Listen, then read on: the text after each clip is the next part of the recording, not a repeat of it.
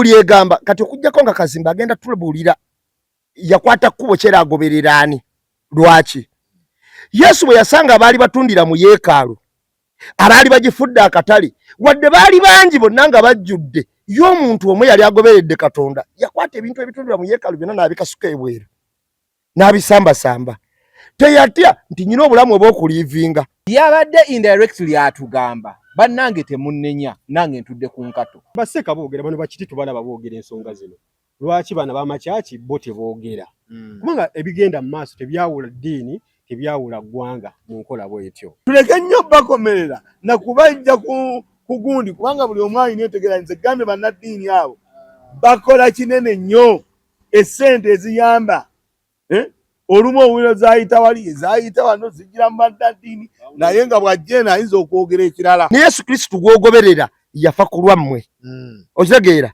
kate gwamugoberera yakwata ekkubo lye limu onyonyola abantu nti togezanga ne bagamba mbu ate simanyi ebyeddiini wakiri byeyambule olivinga obulamu kirabika ne mu bisenge bya Lutikko ye Namirembe enkulu mulimu obutakkanya eri abakulembeze okuziika kwa Nakimuli watulaze nti omubaka olina okubanga weeyisa bulungi eri banno ate nga tovudde ku mulamwa omundi ogusoose okulaba Rain nga akaaba ng'amaziga gava ku mutima tulaba nti omugenzi Paulo Katolubwama yayola Rain oyo okuviira ddala ng'akyali bujje naye amaziga ge yakaabye gasinze ku ge yakaaba nga Katolubwama afudde kitegeeza nti gano gabadde ga nsonga nnyo nti yagakaabye mu kyaki n'agakaaba ekavule yabuzeko gakaaba Kalangala yafiiriddwa ekintu ekitazikawo kuba abantu abafaananayo batyo mu nsi babatini wabula ne NUP yaviiriddwako omuntu atazikawo ne Uganda at large omuntu asobola okwogera amazima abalala bonna be bagambira nti ffe tetwogera gwe mulambo ogwagasse buli muntu ate buli muntu ng'anyoleddwa si ali mu bukulembeze si muntu wa kitundu si wa bya mizannyo babaddemu kubanga nze ye muntu eyafudde nendaba nga buli muntu apostinga omukungubagira amupostinga alina ka video ke ng'ate bali mu ssanyu Feke Lutalo atabuse Feke Lutalo wamulabye namulabye tali tugenze okuziika Honorable Nakimuli eruweere eyo nga kuliko amadda ga Lutalo ng'ali mu kifaananyi kigezi bw'ati Feke Lutalo nenga Lutalo oligina ali mu katono bw'ati n'enti ensi namukubiddeko ku makya ng'ayita kakadde ewa okuyimba ennakulabya Feke Lutalo ngamba ati Lutalo asaba mmeka bannange ebintu bino bitabuse bannange gwe ne waki tebamukwate bamukuba embooko yetako mukuba embooko nga bisatu yatawanya Lutalo amutawanya nnyo by the Lutalo bingi bimutawanya management emutawanya kana ne Feke Lutalo amutawanya ate musajja atu Feke Lutalo ayimba nyimba ayimba yatandise ezize naye olaba zaayimba ayina akayimba keyakozesa bakayitani kalinga saawulula akadde Lutalo bamukube oyo omusajja bamukube ate okuba waaki bamukube bamugambe wasekyo bamugye mu kibuga bamutwale ng'eye Kasanda asambe ennanda Feke Lutalo mbu alya ssente za Lutalo ate sula nsobedde kubanga nze mbadde ngamba sula nnyini gwe bandisoose okukwata kubanga be bawa ba Feke Lutalo emirimu naye ate awuzisaaga kasi nelooza sula alayika ali mu lwali kubanga nange mbadde ate ngiragamba sula nti basooke bakwate ggwe naye bw'ogamba nti ogandi bamukwate kitegeeza awo oli mutuufu tokiwagira Feke Lutalo nze ndowooza okuvaayo neyeefuuma Feke Lutalo nze mbadde ndowooza nti erinnya ly'abaakozesa yeeyite Feke Lutalo ekyaddala abanyumira okulaba Feke lwaba nti abantu tebakiraba ajja kizimba ajja bagamba nti oli Feke naye ayimbira ddala nga ki ekyo kijja muwonya ebizibu bingi lwaba nti abantu lwaba nti ye obwongo bwayinza obutakiraba n'abantu abanajja ne baze tugenze kulaba Feke Lutalo ali atya bajja kulabira ddala bwe banaatuuka bali bajja kugamba omusajja nno si Feke era bagamba omusajja Feke naye ayimbira ddala ki nga Lutalo ekyakizimbe yeewonya emitawaana ne bwana agenda ng'agenda mu kifaananyi kya Lutalo naye ng'ate si Lutalo Junior Lutalo nga si muganda we si mukitamiraako kakwate wabula ne yeetuuma ebintu ebyo nze ndaba biyinza muleeta obuzibu gye bukola ki gye bujja ate n'abantu abamupangisa era mukulu mulekerawo kunoonya emirimu egyo. Nze ate mupangisa mutwala. Ogambye wamukubira wadde omupima. Abo bakoze ekyo. Bwaba bakoze ekyo wakoze bulungi. Naye abantu abamu kubonoona music abantu abamu kubonoona ebintu. Takwata bitundu. Amanyi lwayinza ebintu ebyo sibikkiriza era sibyagala ddala bitambule. Amanyi naffe we tuli wano. Waliwo abaagenda ewantu bagamba ffe bambozi mu kati. Oba ekitegedde era mpulira nti balina ke baalyayo. Naye nze kyova nze sibyagalira ddala otuuka ekiseera ate ggwe n'olugwamu gonyini bagamba lutalo wazze tewazze ku show yange sente nazikuwadde wansindisa kufaanana nga lutalo lusi yakoze eki kyabibaddemu ate jwa ntunoonya kutereeza bintu ebyo biri feke bigende nga bivaamu kwambu nyuta wano kifuuse kitali kituufu. Osanga n'omubaka ng'ali feke n'osanga empita gye yayiseemu mu kalunga yakayiseemu ngeri era ya feke. Ebintu ebyo banne tulina obirwanyisa naye nga butakwata bitundu feke lutalo atyaki. Omanyi Sakozi ekimu ku kiraga nti abantu bakoze omulimu omulungi kwe kubaako abamu n'ababeetuuma photocopy. Fuwano mu Mbozi mu kati abantu batufuniddeko sente eziwera nga bagenda bagaa nti fe ab'Embozi mu kati. Okitegeera abantu abenjawulo kitegeeza nti kye bayanjula kiri valuable okuweebwa sente. Wano abayimbi abalina kopi Bebe Cool bebalina Bobi Wine yalina na kopi 2. Bobi na yalina 2 yazireka zirye. Waliwo akaddugavu n'agezegeze. Okitegeera kakati Chameleone ayinemu lwakuba ate kali kejjajjako nnyo kavaako nnyo kati nalaba akakangamu akakangamu. King Saha ayina omwana gwe bayita King Sama ate ayina oti munno ayina babiri of course King Saha naye ate kali akatali Sama kamufaanana nnyo kayimbanga naye ne kapeke nalabya ayina okiwulira kakati kati amazima gali nti bw'otunulira abantu wano nga we bali photocopy olumu zijja ku muyimbi ng'omuyimbi oyo akoze eki ayimbye nnyo. Nkugambye ng'ayimbye nnyo okitegeera mbadde nkuddamu omuyimbi ng'ayimbye nnyo oba kyekyo nga byakoze byewuunyisa bwewuunyisa ayinza okuba tayimbye nnyo naye ng'akoze agantu twagewuunyisa kubanga nalabako n'aliye ne sikini omulala namulabako awo. Kati amazima gaagano Lutalo ayina bubiri waliwo n'akalala nekayita kaddayamani biki Lutalo oyo omulaba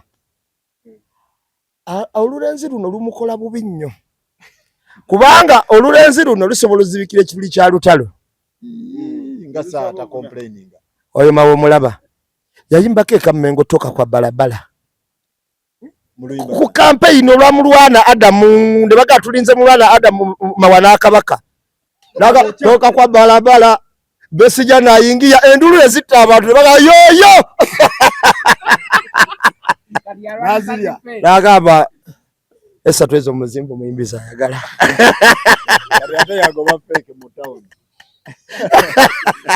kakati ye kyamuyamba nti oluyimba yaluyinamu omukono yawandika kakati amazima gagano nti Lutalo afiirwa nnyo of course Lutalo gwamu nnyo vali ku mulenzi oyo kubanga omulenzi oyo ngenda kubuulira ng'ojjeko okweyimbisa nga Lutalo wali omukozeko interview n'owulya byayogera ye ng'omuntu tategeera ekyo nkikubuulira mazima era ebintu byayogera bya kizolozolo abo omuntu wayo zitagatta bulungi kyokka kyayiga live n'ennyimba za Lutalo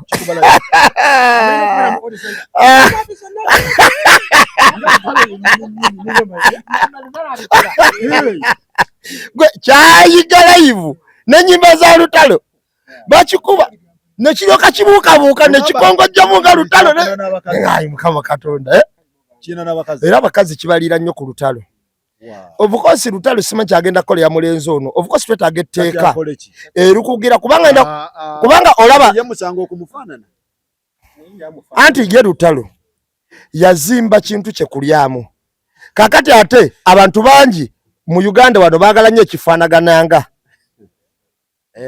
era we balaba nga twalira esaani naye gundi ajja kikola kakati oyo omwana ayimba ennyimba za Lutalo n'otuka okulaba Lutalo nga tokyamuyinako nnyonta kubanga Lutalo wagenda okusaba obutaano n'agenda kujjira ku 3 simanyi naye nze mbadde ngamba baali kiwaddemu kisaanamu kibooko naye nze kyesitategeera gundi feke Lutalo alina ne bandi emukubirewo bulungi alina gundi alina backline namba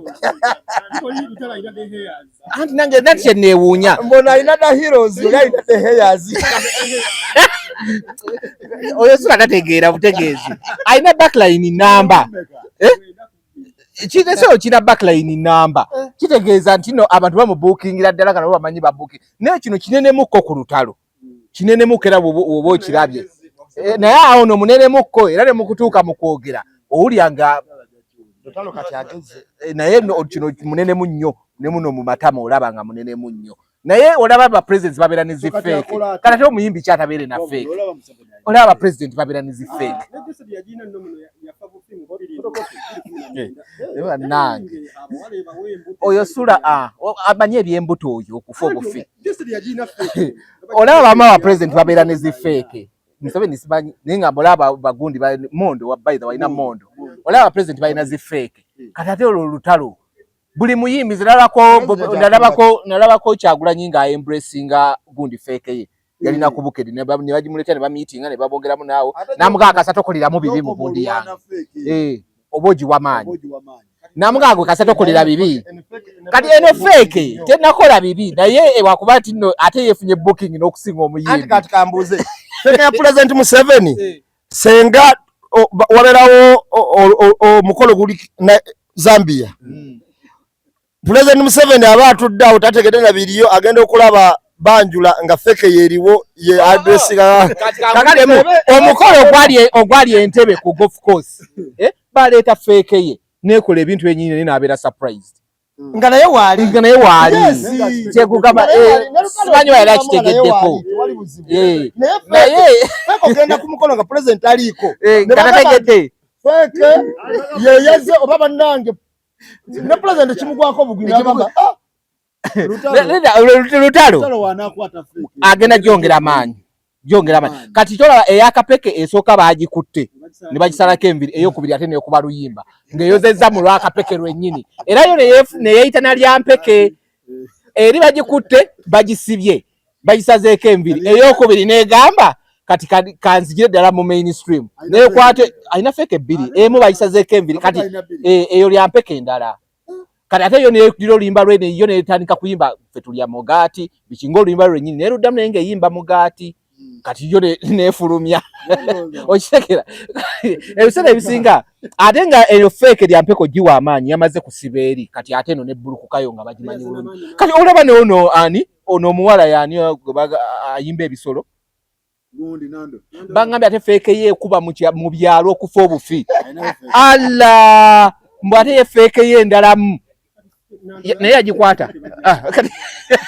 Nandolaavu feke emwagaza ki banna ate feke Nandolaavu nyangu yakkola olaba feke Nandolaavu ebadde nyangu yakkola kuba okolota siba busibuviri ate weteekamu ssente osiwuukirya busiwuukirizi kakati tekiriko muno tekiriko mu ate wenyirize nnyo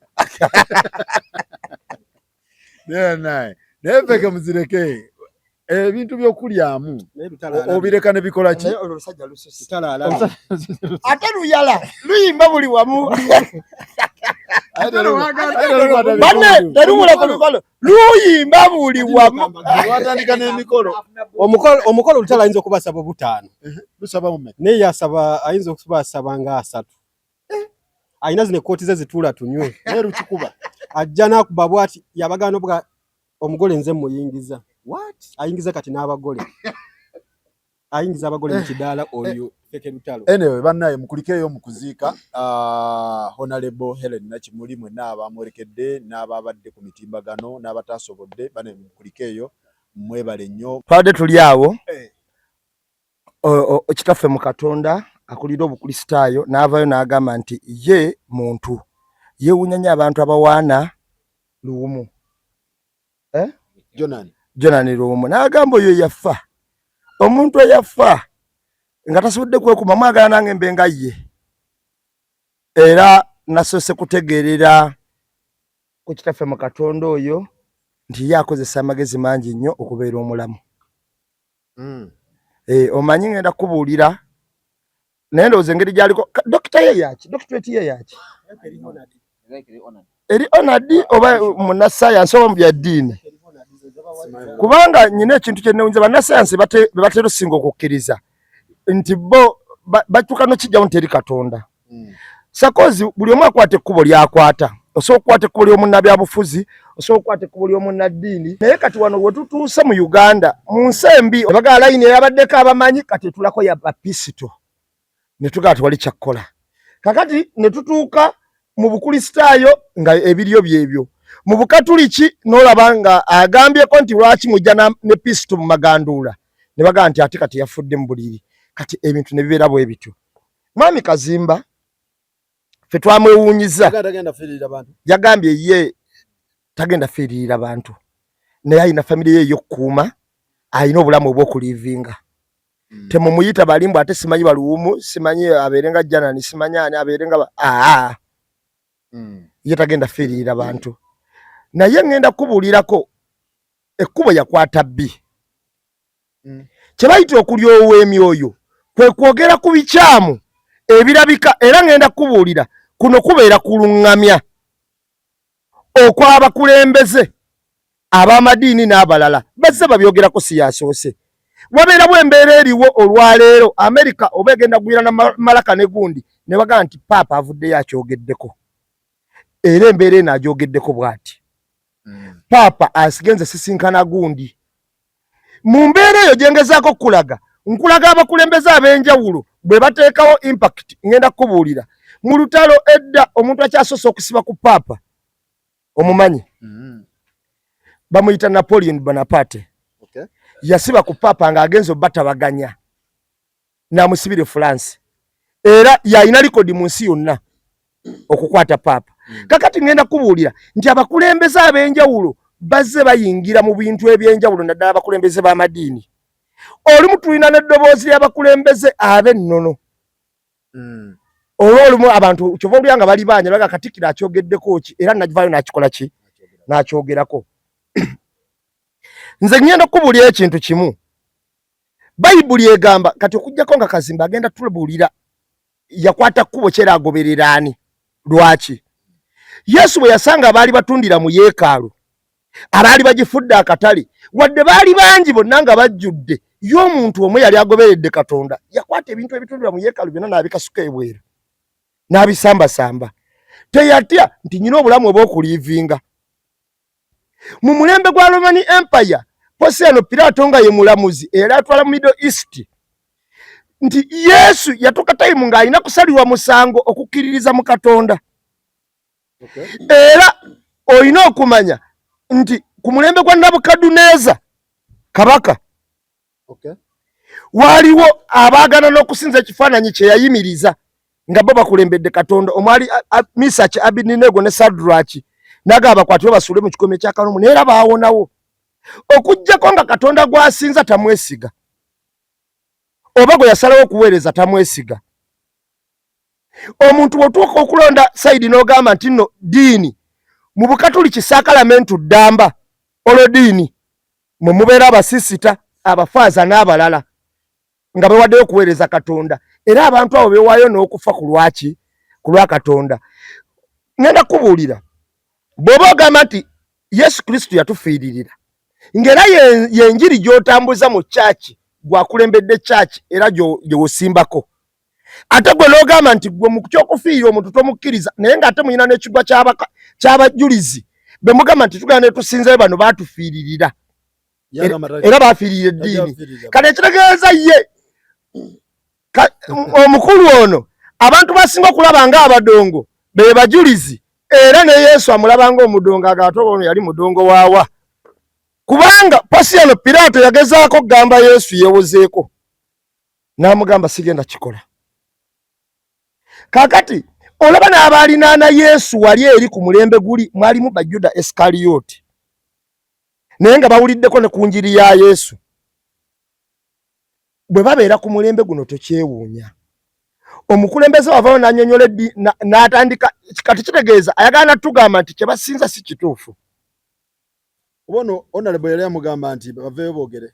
Yali agamba nti basaanye bakyogereko naye n'agamba nti batiitidde nnyo ng'ate bateekawo n'ekigamba nti bwe nnaayogera kintu bajja kumpa mmotoka mpya.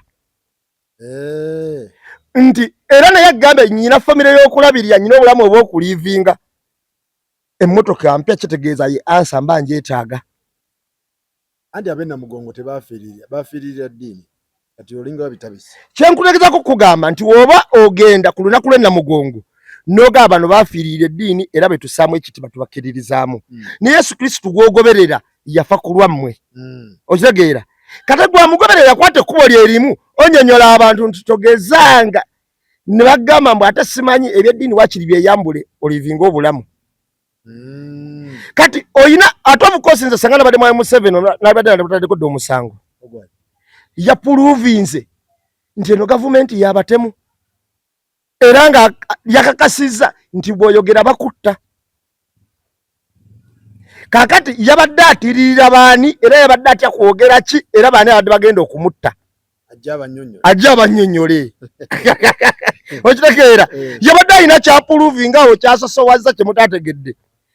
Yabadde baani abagenda okumutta bw'ayogera amazima era nti amazima agalaba kuba ekyo yakyogedde naye mbw atyo gwogera kubanga bw'ogogera waliwo abakutta baani be yabadde ayogerako. Omukulu Anglican. Ekintu kye nalabye kirabika ne mu bisenge bya Lutikko ye Namirembe enkulu mulimu obutakkanya eri abakulembeze. Lwaki? Bw'otunuulira Canon ng'ayogera otherwise ate Archbishop naye n'ayogera otherwise olabira ddala nga ati nno nabo balayika batuuka eyo ne bakola ki ne balemagana. Cause we twali mu kusabira Bambi rest in peace mukyala wa Waiswa. Canon eyabuulirira yayogera ensonga ng'azoogera bulala era ng'alaga waliwo ebintu ebitatambula bulungi mu ggwanga era ng'ayagala bikyusibwemu ng'agaba naye emitima mu gikole ki mubeere bwansimba ku bintu ebitambulira mu ggwanga bale mukyuseemu biki. Ate amutwala ye n'avaayo n'agamba nti nze nzikiriza mu badda Vinci nti nze nzikiriza mu bannasayansi sigenda kwogera bigambo bigenda kunkola ki kitegeeza nabo bwennyini mu bukuukulu mubeera mundoozi. Era lwe yamala okuleba bamugamba kati bweyogedde byaki onoonya okunsamuningisa bambuuze kati ate ono gw'otwala yabadde ayogera biki. Ekyo kimu. Kyakubiri yabadde indirectly atugamba bannange temunnenya nange ntudde ku nkato. Owulidde kuba alina we yagambye n'agamba mbuno waliwo ebintu ebigambo bye tutagenda kwogerako misana naffe tulina famire. Tetujja byogerako emisana wano tuku kubanga nina famire.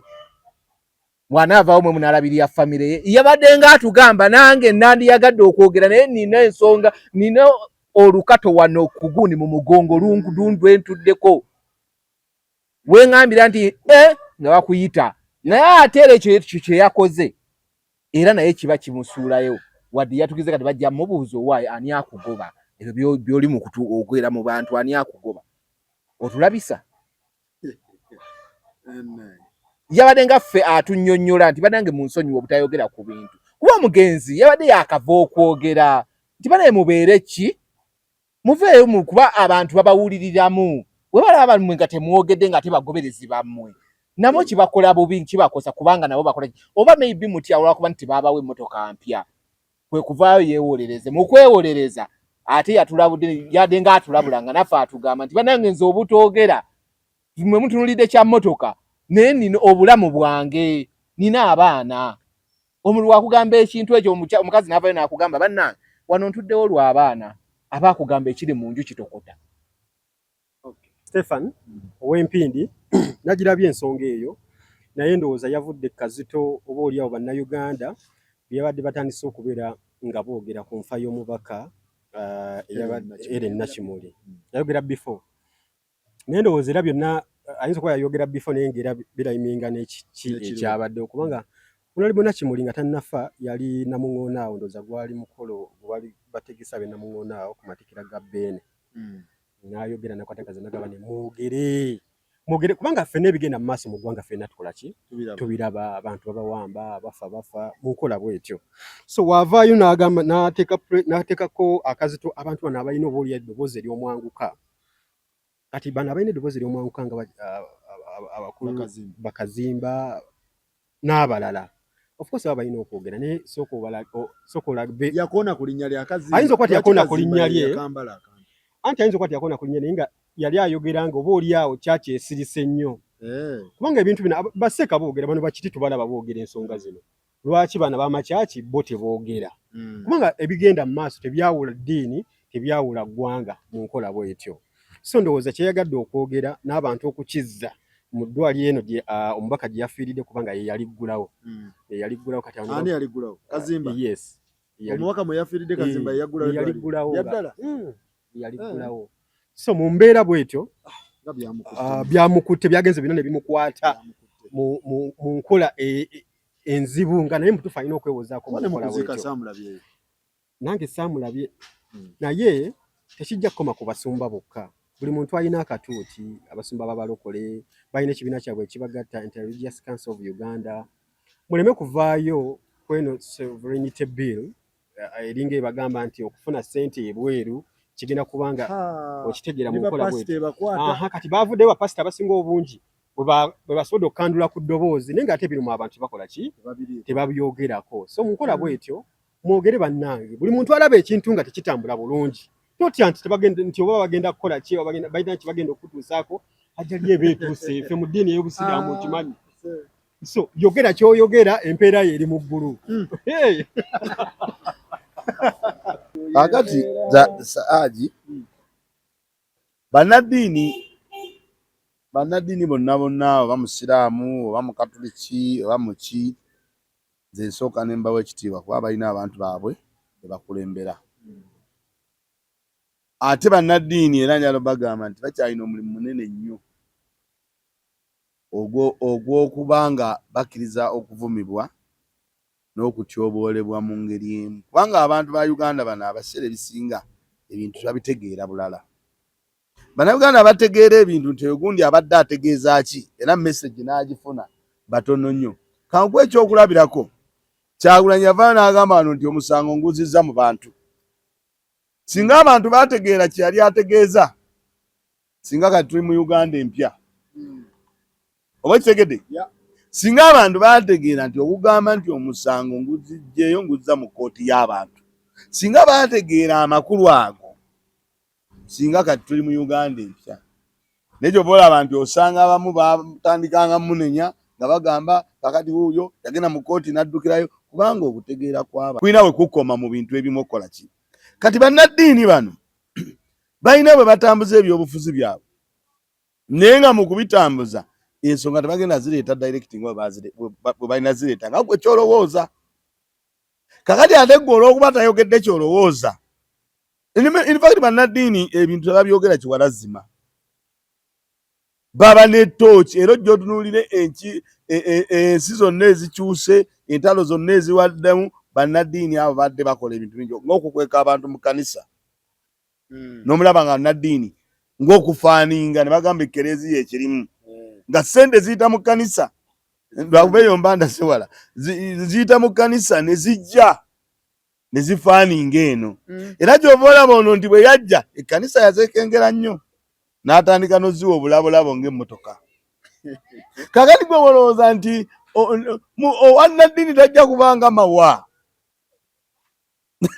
okikedde tajja kubanga ki nga mawa ate buli muntu alina endowooza ye bw'ateekawo ekintu emmere ku soosi Kyagulanyi yavaayo n'agamba mujja kiwulira singa twakkiriza nugamba tetuddala tukiwulira ne tukola kye yali ategeeza naye abalowooza message eyo baagifuna. Kyayategeeza agamba nti mwebeereremu. Abantu nakati essaawa eno tebategeeranga kwebeereramu kubanga entegeera yaabwe erina weekoma. Singa yabaakwata ekigambo ekyo ne bagamba nti mwebeereremu ne bakitegeera ne bagamba nti omusango gulese mu kkooti y'abantu eri ngugjeyo kuba yali amaze okulaga nti eri teri mazima. Okitegedde? Mwe mulina okusalawo singa kati tuli mu ggwanga pya. Naye abantu olwokuba nti ebintu obwongo bwabwe jjo twabadde mu kuziika walabye loopu. Era loopu alina omulimu munene nnyo. Yabuuza bannange etteeka muliwulira. Abantu nga tebali teri n'omu yategedde etteeka. Abantu tebabimanye n'agamba bannange etteeka mukola ki? Muliwulira. Era loopu mulina omulimu munene nnyo okuyimbula bannambeemu. Mulina omulimu munene nnyo okuyimbula ttiimu zigende zinyonyole abantu ku social media abantu bategere. Gundi yabuuziza emirundi ebiri loopu etteeka mukola ki? Kati abantu tebamanyi. Bannaddiini abo okuvayo n'agamba nti mawa toyitaawo. Kikukakatako okutegeera lwaki aŋŋamba siyitaawo. Otegedde? Bw'agamba nti bannange sigenda kwogera ekiri mu seppiki eno kitokota. Kati gwe oba oyagala akunyonyole nti gundi bamugyamu olulimi. Adduka kibambulira. Okujjako nga singa nze ne bwesoogera ebintu bitambula bulungi mwe temulaba awo oyinza okukola ki? Ne bw'aba avune n'agamba Sakozi bagamba nga Sakozi sooka ojje evavayo tokyamya. Gw'omanyi omuntu yakyamanga awo edda n'akulengerawo n'omuntu n'agirabuzibwa ati n'atemya. Wakolanga ki? Bano bakaita batya okutemyako lino eriiso erimu n'akutya bw'ati. Aba akoze eki? Oba oyagala ayogere? Kati tuddemu okutegeera okw'ebintu ebimu tubitegeere ate tumanye n'abantu abamu bwe bayisaawo ebintu byabwe. Bannaddiini abakulembeze abo abali waggulu ennyo ebiseera ebimu boogera ng'ekyo tebakireese direct naye nga ekibagoba kye kikugoba era bw'avayo n'agamba nti njogere obulamu bwange mbwagala kitegeeza waliwo attayogera. Eyo aba amaze okukuwa ki? Tuleke nnyo bakomerera na kubajja ku gundi kubanga buli omu alina entegeeraniza. Gambe bannaddiini abo bakola kinene nnyo essente eziyamba. Olumu owuliro zaayita wali ezaayita wano zijira mu bannaddiini naye nga bw'ajja ayinza okwogera ekirala. Kubanga gwe tagenda kwogera nga gwe ntegeerayo ey'eno ekasajjagirwa yabeera mu ndala. Waliwo ne mu gambe okugamba ogandi Sakozi togendaawo. Awo nno wazibu ne bw'aba takugambye gwe ogamba omusajja lwaki akoze eki aŋŋambye. So kati embeera ebimu tutegeere bannaddiini engeri gye balina okutambuza abo ebintu. Ababaka ba paalamenti bw'abaayo ennaku zino ababaka ba paalamenti obalaba waliwo n'ababagamba nti basirise. Oba kitegedde? Naye nga mu kusirika yayagala asigala eno ku gurawundi ng'alina bw'akola ekintu mpola mpola wadde nga tayogedde naye nga teyegasse kuwayiswa. Nga teyegasse ku beesije. Ng'ewawayiswa nga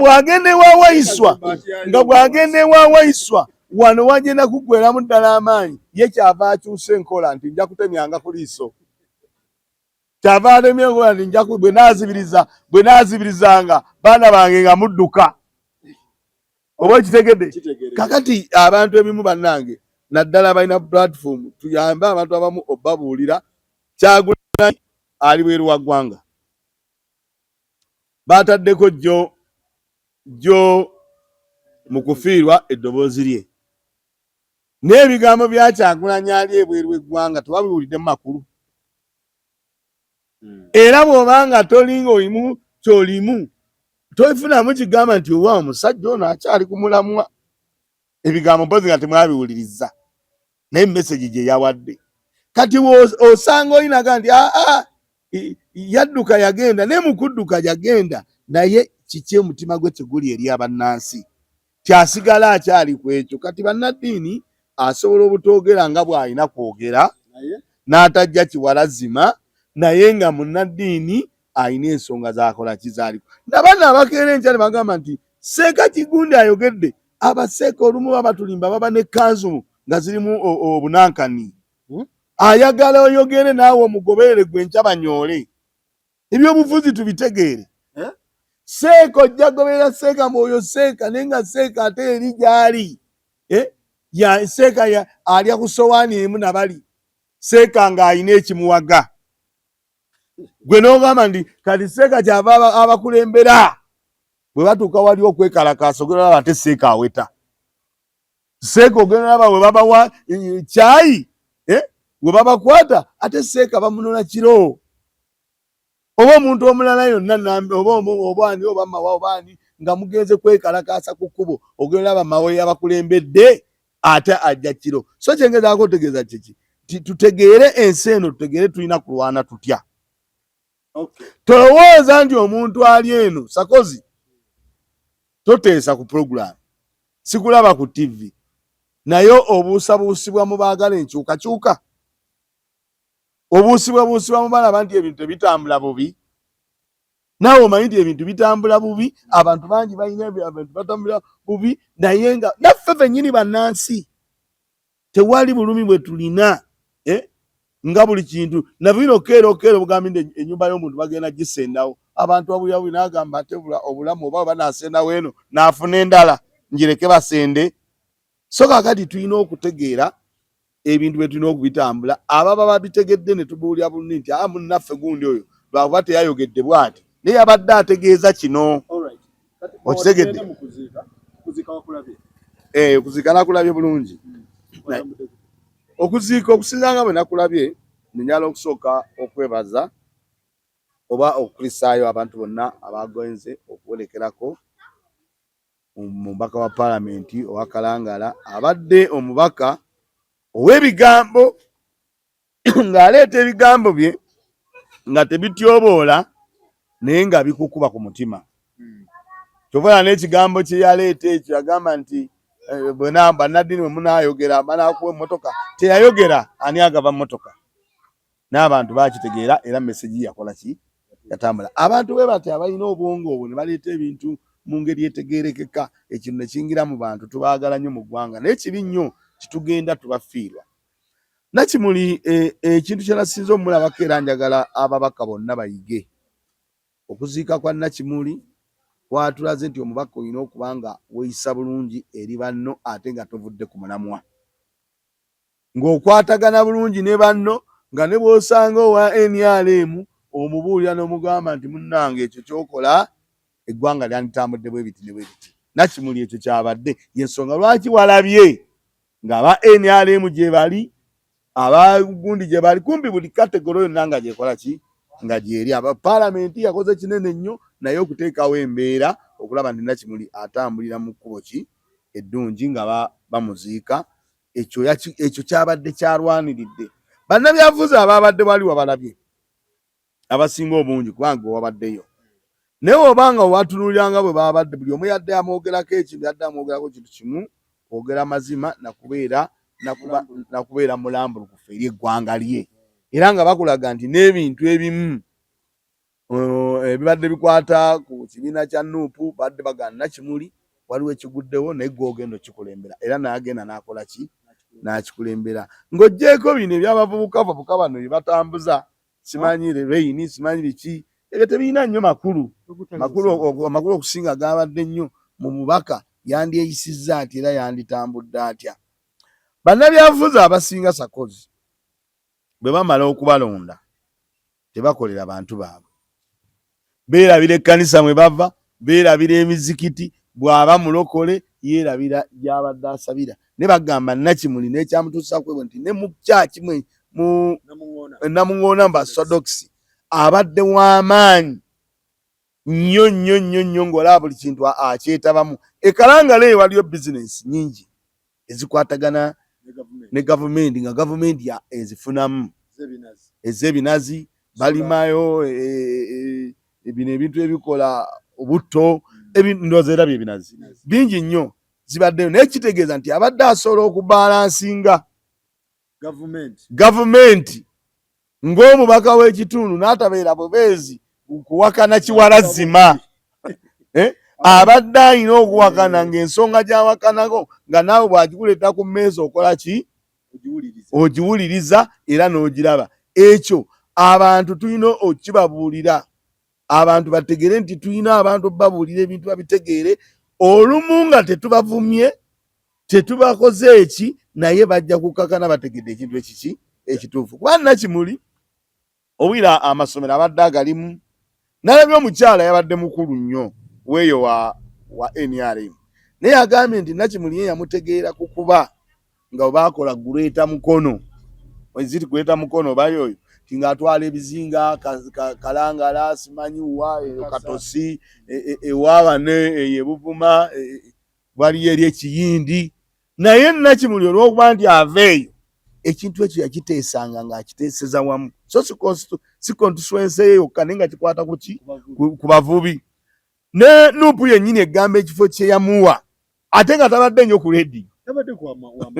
Tabadde nnyo ku leediyo nti agenda akole gundi akole. Ne bagamba ne Nuupu yennyini ekifo kye yamuwa ekyokuba minisita ow'obuvubi oba waki, naye bagamba abadde akiddukanya ki bulungi. So ababaka mulekeraawo ogenda mu paalamenti mulye buli ssente zaffe, naye nga temutambule mugende ku leediyo mutulimbire awo tugambe nti oyo ayogera nnyo ku leediyo.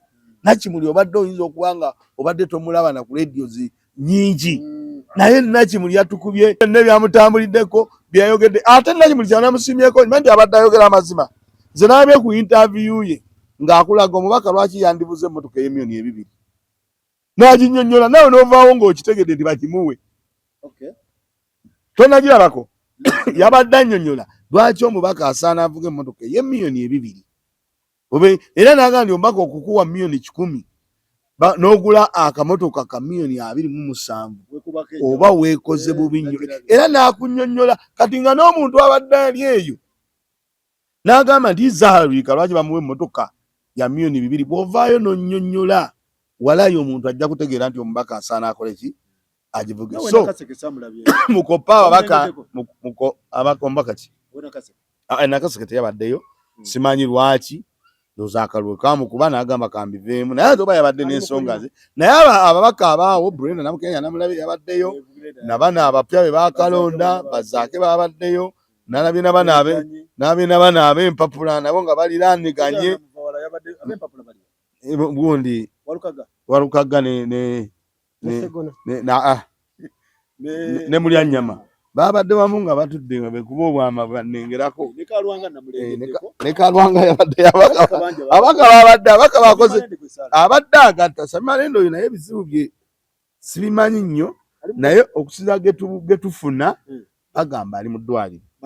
Yes, tinaabasawo luli okujja mu campaign bamuwa mpeke. Agamba empeke zino zigenda kukolera emyezi 3 ng'oli mu campaign. Akomawo kulayira. Ati nze nkubuulira empeke obeere mu campaign okole ki? Kubanga Malende amaanyi ge yalina n'embeera gye yali ayagala mu struggle, simusuubira kuba nti ayinza okuba omulamu n'addeyo ne yeebaka. Tusooke tukinoonyereze. Ati si olw'olumu yandibadde akola ki? Alabika. Kati olaba emisango gy'ennaku zino, Kanso Muyizi omulaba yaliyo yekka yeetala, ne Kanso Muyizi banne weebale nnyo weebale ddala okubanga oyiriddewo abantu omubiri. Kayemba Solo yeetabye nnyo mu kintu ekyo. Rain talina kye yasinze. Rain yabadde akaabira birala, naye kaakati twabadde tukaabanga abaagala omubaka, omuntu abadde ow'ensonga owa ddala. Rain mukwano gwaffe naye tumubuulire ekizibu, ekituufu. Rain yennyini yavuddeyo n'agamba ti bwe zibadde ng'ennaku 7, ennaku 5 mbadde nzimala ne Nakimuli. Ekyo yakyogedde, eyo ku sayidi eyo yabadde alina okukaaba. Era n'akunnyonnyola n'agamba nti yamugamba lwaki tobeera na babaka banno nga muvudde mu kampe. N'agamba ye abadde ayagala nnyo abantu bano basobola okumuwa emirembe. Ebyo byabadde bigambo bya Rain okugjako nga temwamuwuliriza.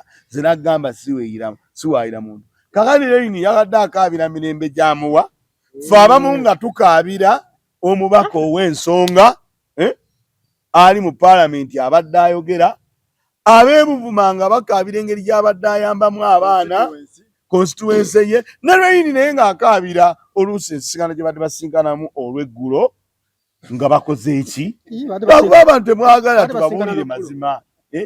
Kakati Nakimuli yabaddeko ebintu bingi kakati mwe temwagala abeekalangala badde bamukaabira ng'abeekalangala aba Nuupu nga bakaabira omubaka waabwe badde balabamu essuubi abadde yakawangula n'akalulu n'ekifo kye bagenda okuddamu okulonda nke baayiseemu mu maki ne Raini ng'alina kyakaabira. Otegedde ekyo tukkirize buli muntu alina kyabadde akaabira ku Nakimuli okugyawo nga temwagala mazima. Ate abamu baavuddeyo ne babinnyonnyola ab'ekkanisa bannyonnyodde tife abasodokisi ekitukaabya abadde mmemba ne mu paalamenti yennyini twaddeyo n'abasodokisi Sekikubo baamukuba akalulu n'akafuluma tubadde tusigazza Nakimuli abasodokisi ne bakaaba mu nkaaba eyo ne walabaayo abazze wabalabye bamupiira ne bagamba ku ttiimu y'eggwanga abadde atukolera bulungi nnyo emirimu gyaffe. Ekyo ne bakyogera era twabalabye era kyobola babadde involved nnyo mu kintu. Aba Nuupu ne bagamba tubadde tumwesiga nga ne bwe tukuba essimu tumugamba waliwo ekiguddeyo naye gwe oba okwira omukolo ogwo mobilization ate oli mubaka tukwesiga tolya nguzi nabo ne baleeta ekyo abo ne bakaabira awo bannansi oba abadde akiikirira Kalangala naye nabo ne bagamba omubaka oyo abadde wa nsonga abo ne bakaabira awo ne Raini najja era ensonga ye n'agikunnyonnyola tinze mu nnaku ettaano mbadde embeera naye emirundi ngezi era nga ttiimu yange eno n'abamu we bali awo naye nga bwe tumaliriza bano bo bagenda bwe bamala okugenda ffe ne tubaako ne gye tugenda nani n'omubaka banne mugoberere ensonga bwe munaagoberera ensonga mujja kuwa abantu ekituufu ng'ate temuwaayidde. Ekyo Raini yavuddeyo n'akitangaaza buki bulungi naye n'abeera nga ku sayidi eyo yabadde akaabira. Raini tomusubi akaabanga Nambemu ajja kukaaba tufiiriddwe omubaka wabadde ow'ensonga ng'ekyo kye kimuluma nga Munnayuganda alina ensonga. Waliwo Zaake ajja kukaaba nga naye akaaba birala.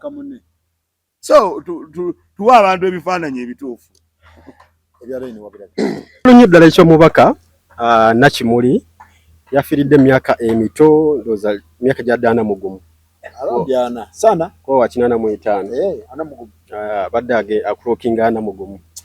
Omubaka abadde ow'ensonga ddala omubaka abadde akyali muto yasetinze presidensi y'amaanyi nnyo kubanga ffe tulabyeko ababaka bangi be tulonze nga n'abamu baali mu mirimu gino egyaffe egy'amawulire naye gye baamulondera n'asenguka nayo kati asula buziga n'essimu n'azikyusa naye Nakimuli byonna teyakyusa yasigala akolera abantu b'e Kalangala ate nga abakolera ddala bulungi Bannakalangala bakoze eki babadde batuufu okukaaba Bannakalangala babadde batuufu okukaaba mu nkola bwete nisasira nnyo n'omwana omutono yabadde asoma ekibuli sipiika gwe yagambye okuweerera kibi nnyo okuviirwako maama mu time bwetu. Nakimuli abadde n'obulwadde obumusumbuwa ndowooza bwemu ku busumbuwa Shamim Malende. Abakyala balina ebizimba zabita bizimba bya Nnabaana mu lubuto mubeeramu nnyo ebintu bingi naye Nakimuli oba oli awo talabise nno ng'ababaka balala kubanga ababaka balala amanyi n'okusaba liivu n'agendako mu Amerika eyo n'agendako wa naye ye abadde wano ng'ajjanjabirwa wano oba oli awo bukola bwetyo. Babaka bangi nnyo abaakaabye bantu bangi nnyo abaayogedde naye ate Raini tulina okumusaasira nnyo nti ye ali mu kaseera akazibu nti yafiiriddwa mukwano gwe nfanfe.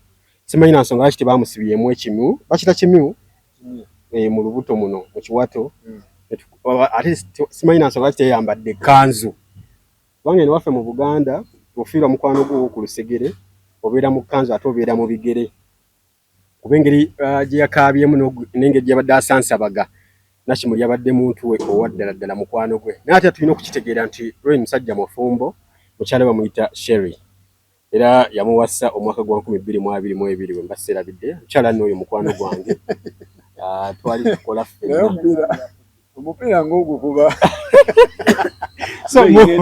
munkola bwetyo ayinza okuba nti ye musajja tabalirwa nzaalo nga oli yamugasseeko abasajja babeera n'ebintu waabwe ebintu enkola zaabwe ez'enjawulo naye yamulumye ennyo bambi nze gwe mundi ogusoose okulaba Rain ng'akaaba ng'amaziga gava ku mutima tulaba nti omugenzi Paulo Katolubwama yayola Rain oyo okuviira ddala ng'akyali bujje naye amaziga ge yakaabye gasinze ku ge yakaaba nga Katolubwama afudde kitegeeza nti gano gabadde ga nsonga nnyo nti yagakaabye mu kyaki n'agakaaba e Kavule yabuzeeko gakaaba Kalangala senga yagenze yagenda so yakaabye amaziga ana yakaabye Kalangala yakaabye Kavule yakaabye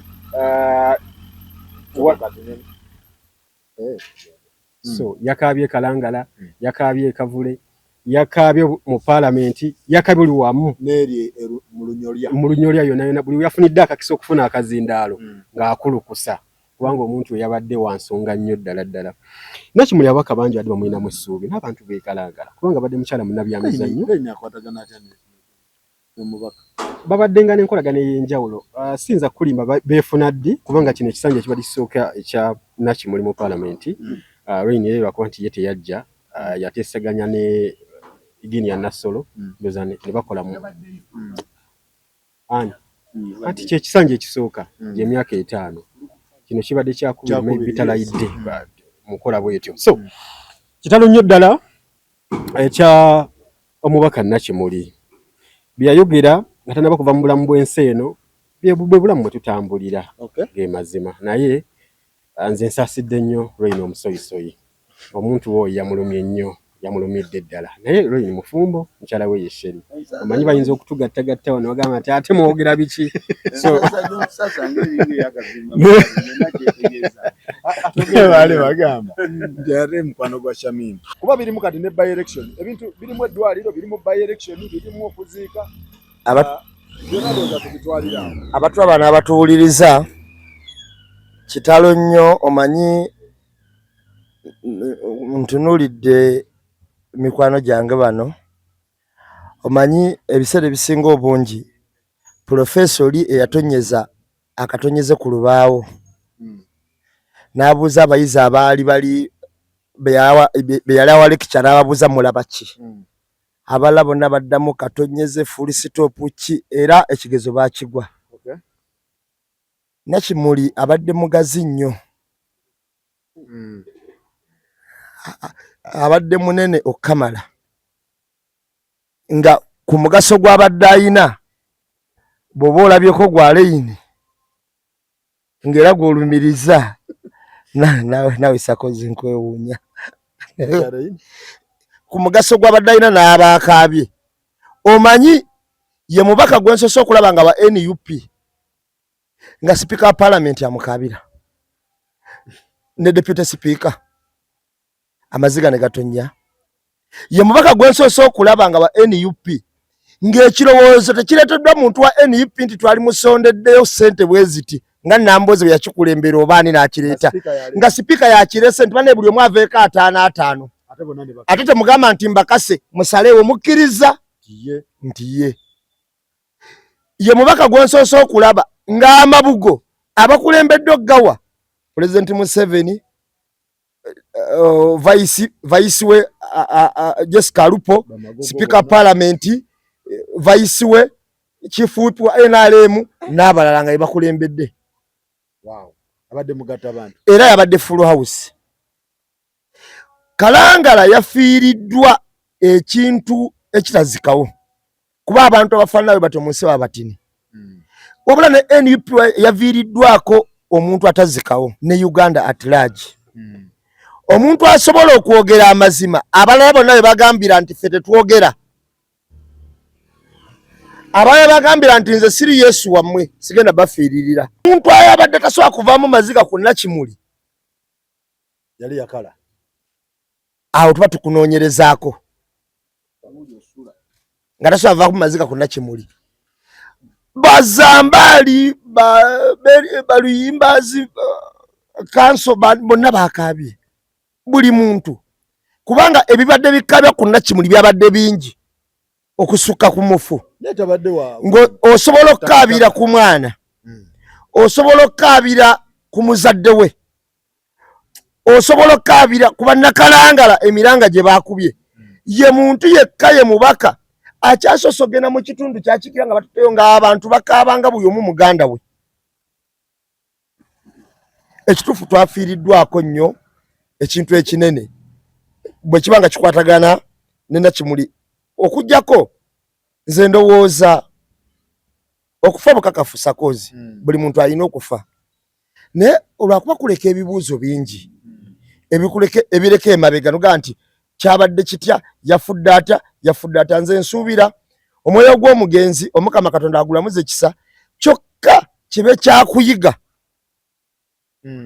eri ababaka abalala naawe weekube mu ttooki nze bwe naafa oba nembalako ekizibu kweri abantu mu maaso gaabwe ndabikanga Nakimuli era oba tolabikanga bo weetereeze bangi ababaka bebatagenda sondera kubanga ono abadde straight ataliko koona era olunaku lumu bamubuuzaako ku kitebe awo nti twakulabye ng'oyogera ne gundi n'agamba lwaki mugamba nti mwandabye ne gundi mwaki mugaye alina okunkyusa nze simukyusa ne muleeta eno kyekibuzo kye yakola ki kye yabuuza nti abadde mugatta bantu ng'ayogera ensonga era ng'aginnyonnyola omuntu gwe nabyeka yabadde asize obukyayi mu paalamenti oba mu kufa kuno yabadde omuntu ogwo Honorable Kasolo ng'ayogeza ne kabyo n'obusungu obuyitirivu era yabadde Katumba olw'okuba Katumba y'omu ku senior citizen e Kalangala n'agamba gwe byeyogera tebiriiyo kubanga olumbe lwabaddewo ba RDC bonna babaddewo n'aba movement abayitirivu era bonna bayogedde era tubadde tulina enkolagana fessese ebyo tebiriiyo kati gwe byeyogera oba wabijjeewo gwamanyi nendaba minisita ng'asigalidde mu muswalo gwe eyabadde aleese enjawukana kubanga olwo abantu abamu ngenda kubuli oba minisita balondebwa naye nga ebyobufuzi byabwe babitambuliza ku kabyo naye kati by election ebeera etya kuba waliwo abagamba baleete muganda we nze byebintu sibiwagira baleete era byensinga n'okuwakanya sakoozi omuntu atondebwa ali omu ne bw'ati abeera omu era kyogamba kankubuuze okakasa nga Kyagulanyi avuddewo akyogerako si yakireeta nga si yakulya NUP tusobola okufunayo omuntu omugumu mu famire y'Abakyagulanyi alinga Kyagulanyi asobola okugumira embonaabona eyo asobola okulekayo ebyobugaggayo n'awaŋŋanguka ebyo sibikiririzaamu omuntu abeera omu omuntu atondebwa omu omuntu kakati bannakalangala basobola ofuna omulala ng'era mulungi naye tekitegeeza mbuno naye wabeerawo muganda we omulungi nga ye nga bo gwe balabye era bakole ki bamuleete kati kankubuuze nibanda omujjukira tebawa muganda we yaddawa alinga nibanda mutaani wolanya wali omuwuliddeko wano twalako muwala wa Lukyambuzi yateesaayo ki ebyo tebiriiyo omuntu aba ye nga ye Kalangala efuna omuntu yiyi kyogamba nze byenkola omwana wange byalina okukola okitegeera omuntu abeera nze gwobeera gwe n'omulala abeera mulala toddangamu okugamba mbu ono era kakati eno kaono kagizeewo nze mba nze ne IQ yange endala ekyenjawulo Katonda yatutonda nti buli muntu n'amutondera mu kifaananyi kye kakati wabayo muganda we nga mulungi bw'atyo bwe bamulabamu obutuufu obwo bamukole ki niwo tewaliiwo era waliwo abantu abalala abatuufu kubanga waliwo nabbi oli eyeekweka omujjukira eyagamba nti nze kyengudde kava wano mukama wange nsigaddewo nabbi ogu era bonna babase baweddewo bwe ŋŋenda eri ne banzita tojja kusigaza nabbi Mukama Katonda n'amugamba situka otambule ogende nnyinawo n'akasanvu kano tekafukamirira nkona ku bbayaali kitegeeza Nakimuli bw'avudde wasobola okubaawo omulungi omulala Nakimuli Helen be nasinze okulaba abamu ku banyoledde ennyo ate bensuubira nti yabalekedde eddibu ddene nga bw'otunuulira ogenda kugundiza bwe badde boogera ndowooza babadde ttiimu ya netball n'eya volleyball abadde muzanyi wa volleyball nnyo ng'era abagatta. Tolaba kiri ku record mu Uganda ebintu bya sports abasinga mupiira gwe bawa nnyo obudde era gwe basakire nnyo. Naye nga newe kiba kiganye nga balina gye balaga nga at least yakwata mu nsawo ye n'alaba abaaki. Era mu kugenda mu parliament bagambye obeeto nnyo bagwake tulina okulembera Kasikiyani y'omugyamu naffe era bageze n'emipiira nga bagikutte nabalabye nga obalaba n'otuuka ku parliament ng'olaba okunyolwa kw'amaanyi nga tolyawudde mu side kito side era ye parliament gye nasoose okulaba ng'omuntu ayogera ekintu ne bamukuba olube nga totegedde nti olwaluvudde ku opposition oba ku NRM. Nani mukuzika tewabadde ebibozi bye NRM. Anti kyegamba kikino nti waliwo eyavuddeyo n'ayagala okusiiga abantu obukyayi parliament yonna n'emukuba olube negamba era speaker yamuyimirizaawo nga tanabala kutuula General Katumba Wamala n'abakakazindaalo n'amugamba ffenno togenda kuwaayiriza teri n'omu yaleese ensasagge mu vigirwa eri naye ng'amugamba indirectly omumanya ebintu bye bayinza okutuuka eno atandika omulwana mpola mpola era engeri gye yakyogeddemu ng'akita ng'alinga ng'amugamba totandika n'okuleeta bintu bitaabadde eri RDC gw'ogambako yayogedde gwe mulambo ogwagasse buli muntu ate buli muntu ng'anyoleddwa si ali mu bukulembeze si muntu wa kitundu si wa bya mizannyo babaddemu kubanga nze ye muntu eyafudde nendaba nga buli muntu apostinga omukungubagira amupostinga alina ka video ke ng'ate bali mu ssanyu simanyi wa mwakyegendereza abo baveeko babadde tebabulamu abakubira ebikopo eddwaliro abo tebabulamu kuba ebisawa n'esawa zakati tujja kugamba kyekikyalenziza ripooti y'eddwaliro lwaki zikubwa nga ripooti tennafuluma kati abo tubaleke. Nalabye Nakimuli nga buli amupostinga na video nga buli amupostinga na video ngenda kubuuza babaka bameka abalina video naye ng'ate si babaka oba tebali mu kibiina kya NUP oba tebali mu kinenga bantu ba bulijjo mubaka ki alina video eziwera 3 ng'alina abantu bakiikiri ate nga bali mu ssanyu.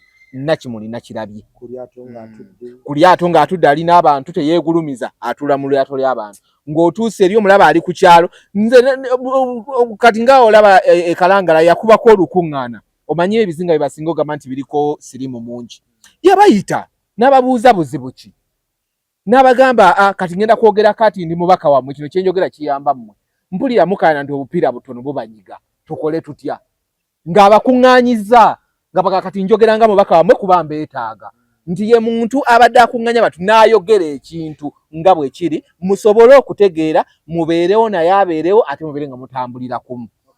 So Nakimuli ekyo ekituufu abantu yavudde mu kaseera akatini ate badde basingira omwana waliwo omukyala gwa NRM n'olwo yayambadde gundi ya yero yabadde agamba ebizinga bya mukono byonna ebyo ng'obikwize byonna nti abamu gye bakiikira badde tebatuukayo naye ng'ate abantu gye bali bawuliriza eddoboozi lya Nakimuli ate ali eno e Kalangala ne bagamba olaba oli kyakoledde naffe twekuŋŋaanye wadde omubaka ffe takola ki tabikola naffe tukolenga bali ku banda ekintu kyebabakolera kiki kituufu nti abadde tatwala Kalangala yokka wabula n'ebizinga ebirala nga bimulabirako ng'omukulembeze okitegeera. So Nakimuli dibuddeni seeri NUP yokka wabula eggwanga lyonna wabula ne investments zabadde atandise okuteeka e Kalangala ngenda kusaba at least tugambe kale ng'essomero lyabadde atandise balimalirize ate era baligulemu erinnya lye ligase yeesigalewo balimalirize kuba abadde libadde lisituse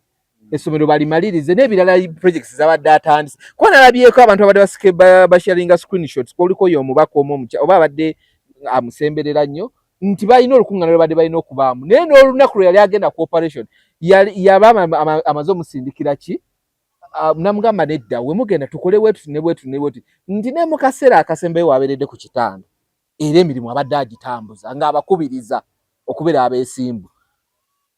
Nalabye vidiyo emu nga buli muntu atya Mawu wano mu kwogera Mawu mwogezi era Mawu atandika okwogera oba Luganda oba Luzungu oyinza okwepyera n'ofuluma yamuyimiriramu bwogu n'agamba ebyo Mawu byoyogera eby'Oluzungu si bye bigenda oyamba abantu oluzungu lw'oluyina ne wano bye tuliko tuli by'abantu mawe yava emufo ky'okuteesa ati yayomba mu buyombi ngalaba onamutuddemu nnyo nti ye muntu abadde teyeetiririra ng'ayogera ekintu mu butuufu bwakyo nga bwe kiri so tumusabire busabizi oba wawe byamusobako Katonda amulamuze ekisa n'omwoyo gwe gusobole okuba nga gugenda gutule okumpi ne bamalayika ba Katonda nze kyensaba kyokka ekya Rain ate Rain yakabye ng'omuntu Rain nze nkiraba bwe nti yabadde akaaba naye ng'akabiramu n'obulumi bw'aba batiimu ye kyono omukyala abadde alina gundi gy'abataddeko va ku football team like tiimu ye gyakola nayo